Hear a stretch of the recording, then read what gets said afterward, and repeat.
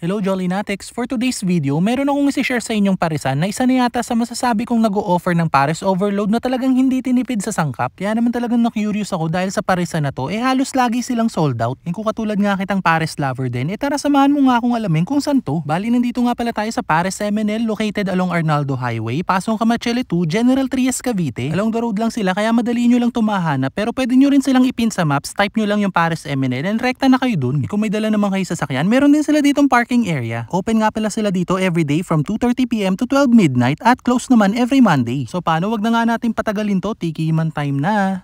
So ayun na nga Jolly Natex, no, napadayo na tayo dito sa may Pares MNL. Located lang to along Arnaldo Highway, dito sa may General Trias, Cavite, para subukan yung kanilang trending na pares. Ito, palagi kong or madalas ko nakikita sa page nila, halos laging sold out. Bali, in order natin dito is yung kanilang mini overload. Ito, 155 pesos. May kasama na tong beef pares, chicharon bulaklak, and meron natin tong bone marrow. Tapos, meron na rin siyang 1 cup serving ng rice. Pero kung gusto niyo ng unlimited rice, add lang kayo ng 25 pesos. Only rice na yun. Only sabaw, only taba. Sabaw muna tayo. Yung sabaw nila dito, obviously, templado na siya. Although, nasa salty side siya and wala akong malalasahan or wala akong nalalasahan na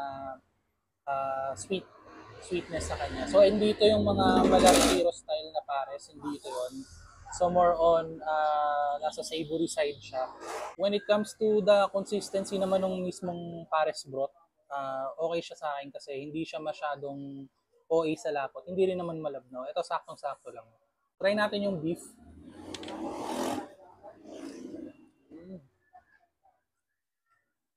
As expected, lambot. Actually, hindi mo na kailangan ng condiments dito. Pero syempre, personal preference nyo na yun.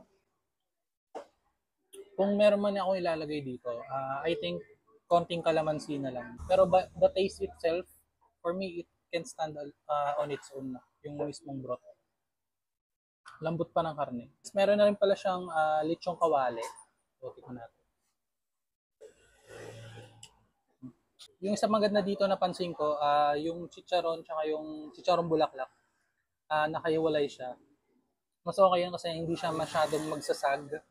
Tapos, syempre, crispy pa rin, lalo na yung chicharon bulaklak, di ba? Next naman nating subukan dito, syempre, meron din tong bone marrow. So, yung bone marrow nila kanina, nakita ko, torch. Tapos, meron siyang basting ng special sauce nila. So, yun. Although, dito, paparaanin nila lang kung paano nyo siya kukunin.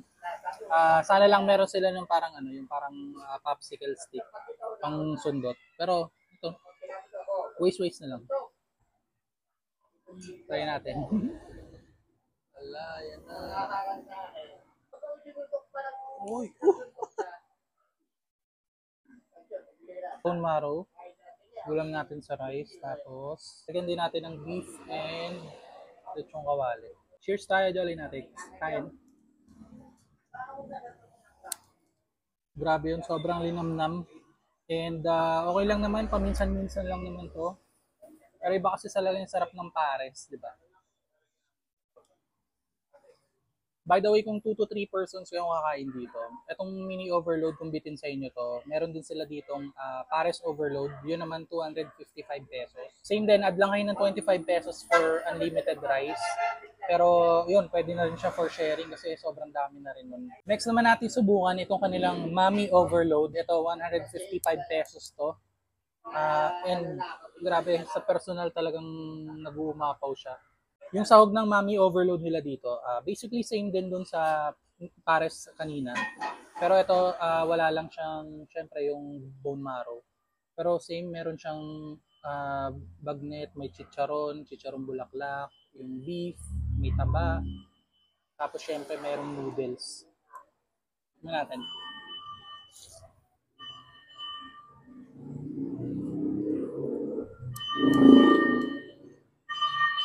Solid yung Mami. So kung katulad ko kayo na nagbabawas-bawas sa kanin, ito mare-recommend ko to sa inyo. Mami na lang din kayo.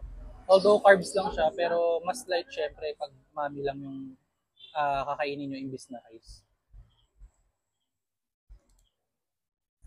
Yo, yung mga pares MNL, pumunta na kayo dito sa Pascam 2. Iyayin nyo ng mga tropa, barkada nyo, pamilya nyo.